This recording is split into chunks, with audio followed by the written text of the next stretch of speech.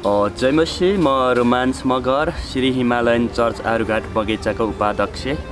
आज मेरो बिचमा चाहिँ हाम्रो एकजना दिदी हुनुहुन्छ र मैले एकजना दिदीलाई भेट्ने मौका अवसर पाएको थिएँ। अनि हामी चाहिँ छोटो उहाँसँग कुराकानी गरौँ भनेर आज हामी चाहिँ आरुटार भन्ने ठाउँमा आएको छौँ भने हामी परिचय चाहिँ हाम्रो दिदीकै मुखबाट सुन्नेछौँ। सम्पूर्णमा जय मसी, मेरो नाम सावित्री तिमल सिन्हा, आरुघाट गाउँपालिका वडा नम्बर 9 आरुटारमा बस्दैछु म। दिदी आराम हुनुहुन्छ? हजुर, आमेन। आराम हुनुहुन्छ भनेपछि तपाईँ क्रिस्चियन हुनुहुन्छ? तपाईँ क्रिस्चियन? हजुर। कुन चर्चमा जानुभएको छ? म आरुघाट हिमालयन चर्चमा। कति वर्ष भयो तपाईँले परमेश्वरलाई ग्रहण गर्नुभएको? मैले परमेश्वरलाई ग्रहण गरेको 2 वर्ष। 2 वर्ष। हाम्रो समाजमा हेर्छौँ भने हामी चर्च चाहिँ त्यत्तिकै गएको हुँदैन। हामी विविध कारण होइन, जीवनमा आउने कुनै पनि कारणले गर्दाखेरि हामी चर्च गएको हुन्छ। तपाईँको जीवनमा पनि त्यस्तो गवाई केही छ तपाईँ चाहिँ चर्चमा जाने? हजुर। के छ तपाईँको छोटो जीवन गवाई तपाईँ हाम्रो जति पनि हेर्ने मित्रहरूलाई बताउन सक्नुहुन्छ? हजुर। तपाईँले कसरी परमेश्वरलाई चिन्नुभयो? मैले परमेश्वर चिन्ने मौका चाहिँ मेरो श्रीमान 12-14 वर्षसम्म एकदम काम्ने, चिच्याउने, रुने हुनुहुन्थ्यो। अनि उहाँलाई मैले विभिन्न ठाउँमा, विभिन्न हस्पिटलहरूमा उपचारको क्रममा मैले लान्थेँ। सबै रिपोर्टमा राम्रो नर्मल्ली आउँथ्यो। अनि फेरि घर लिएर आउँथेँ। फेरि घर लिएर आइसकेपछि उहाँ त्यसरी नै काम्नुहुन्थ्यो, चिच्याउनुहुन्थ्यो, रुनुहुन्थ्यो। अनि त्यस्तै भइरहेको क्रममा चाहिँ मैले 12 पुरा पुगेर 13 वर्ष लागिसकेपछि चाहिँ उहाँ पल्टनमा हुनुहुन्थ्यो। अनि मैले अब सधैँ कामिरहँदा, ड्युटी बस्दा पनि उहाँ कामिरहँदाखेरि मलाई धेरै डर लागेर अब हजुर जागिर छोडेर आउनुहोस् अनि उपचार गर्नु पर्यो भनेर म उपचारको क्रममा मैले उहाँलाई जागिर पनि छुटाएर लिएर आएँ। ड्युटी बस्दाखेरि धेरैचोटि ढल्नुभयो उहाँ। अनि त्यस पछाडि लिएर आएर मैले छाउने हस्पिटलमा चाहिँ लिएर गएर मैले हेल्थ बडी चेक गर्दाखेरि उहाँलाई रिपोर्ट नर्मल्ली आयो। तर उहाँलाई चाहिँ एकदम दुष्ट आत्माले चलाइरहेको रहेछ।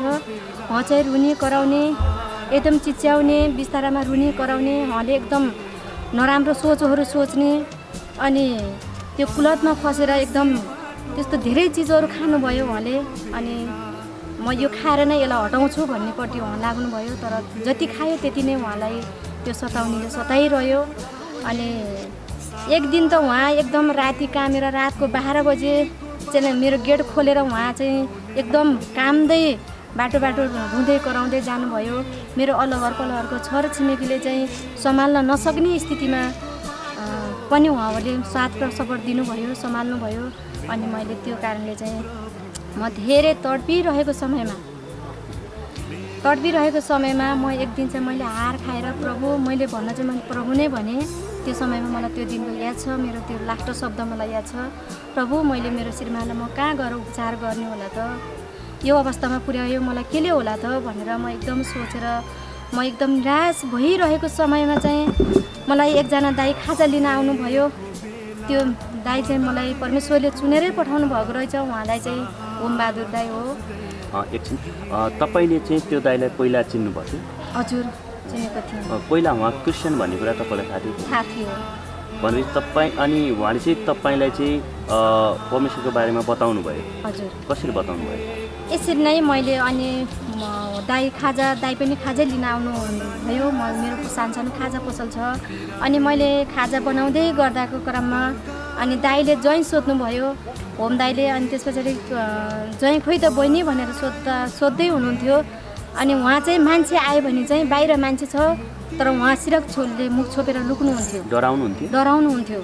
अनि दाइ हजुर आउन बित्तिकै ज्वाइँ भित्र जानुभयो, तर बिस्तारामा सुत्नु भएको छ भनेर भनेपछि अनि दाइ सरासर भित्र गएर उहाँलाई चाहिँ परमेश्वरको बारेमा केही कुराहरू सुनाउनु भयो, सुसमाचार सुनाउनु भयो। उहाँले जानेको प्रार्थना गरिदिनु भयो। अनि भोलि शुक्रबारको दिनमा त्यस्तो भयो। अनि शनिबारको दिनमा चर्च जाने हो बाबु भन्दाखेरि हस् दाइ म हजुरसँग चर्च जान्छु भनेर उहाँ तयारी हुनुभयो।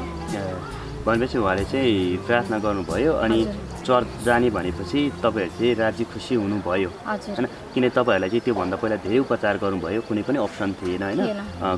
अब निको हुने भनेको अन्तिम अप्सन भने नै तपाईँहरूको लागि चाहिँ चर्च जस्तै भयो त्यो बेलामा। अनि तपाईँ चर्च जानुभयो, को जानुभयो? हामी चर्च गयौँ कि एकैचोटि गयौँ। हामी 4 जना फ्यामिली छौँ। हामी मेरो घर परिवारमा 4 जना छौँ। मेरो 2टा छोरी श्रीमान अनि म।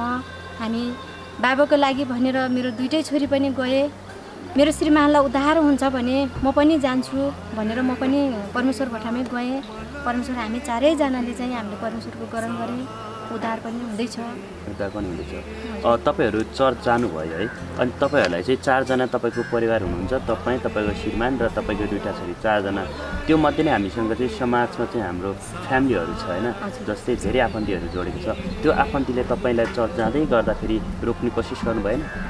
नै, कोही कसैबाट पनि मेरो बिमार देखेर नै, मेरो श्रीमानको बिमार देखेर नै उहाँहरूले कसैले पनि रोक्न पनि सक्नु भएन, नजाऊ पनि भन्न सक्नु भएन। भनेपछि अहिले दाइ चङ्गाइ पाउनु भएको छ? हजुर। चर्च गएको कति हप्तामा चङ्गाइ हुनुभयो? उहाँले चर्च जानुभएको 2 हप्तामा चाहिँ लगभग 2 हप्तामा चाहिँ उहाँले चङ्गाइ पाइसक्नु भएको थियो। भनेपछि तपाईँले परमेश्वर पाउनुभन्दा पहिलाको जीवन र अहिलेको जीवनलाई तुलना गर्नु पर्यो भने कसरी गर्नुहुन्छ? तुलना गर्नै सक्दिनँ। अहिले धेरै मेरो श्रीमानको जीवन धेरै उद्धार भएको छ, धेरै चङ्गाइमा पुगेको हुनुहुन्छ। त्यसैले म धेरैभन्दा धेरै हर्षित छु। म मेरो श्रीमान, मेरो छोरीहरू धेरै खुसी हुनुहुन्छ। कहिलेकाहीँ लाग्दैन अब त निको भइहाल्यो होइन, अब किन चर्च जानु पर्यो जस्तो लाग्दैन? नै, हामी परमेश्वरलाई नछोड्ने। परमेश्वर त छोडे नि नछोडे नि परमेश्वर हामीसँगै हुनुहुन्छ। त्यो हाम्रै साथमा हुनुहुन्छ, हाम्रो मनभित्र हुनुहुन्छ परमेश्वर। हामी छोड्ने त करम छैनौँ। तपाईँले चर्च गएर चाहिँ तपाईँले चङ्गाइ मात्र पाउनुभयो कि अरू कुरा सिक्नुभयो?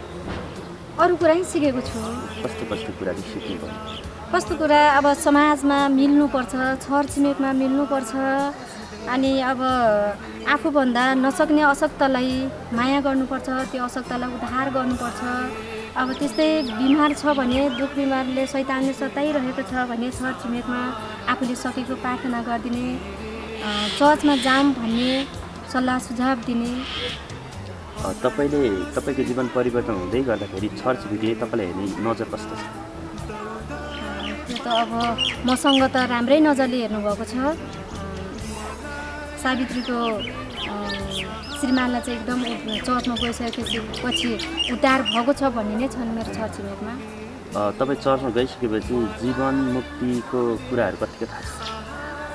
परमेश्वरले चाहिँ सँगै मात्र होइन, हाम्रो जीवनमा चाहिँ परमेश्वरले जीवन मुक्ति पनि दिनुहुन्छ, मृत्युपछि अनन्त जीवन दिनुहुन्छ भन्ने कुराहरू नि बुझ्नु भएको छ। तपाईँलाई चर्च जानको लागि कसै प्रताप होइन, कसै प्रताप होइन, तपाईँ आफ्नो स्वतन्त्र हृदयले तपाईँ जानुभयो है। तपाईँ भनेपछि पहिलाको जीवन र अहिलेको जीवनलाई चाहिँ तुलना गर्न सक्नु हुँदैन, त्यो चाहिँ आकाश पातालको फरक छ है। तपाईँ खुसी हुनुहुन्छ? तपाईँलाई जसले सुसमाचार सुनाउनु भयो उहाँलाई केही भन्न चाहनुहुन्छ?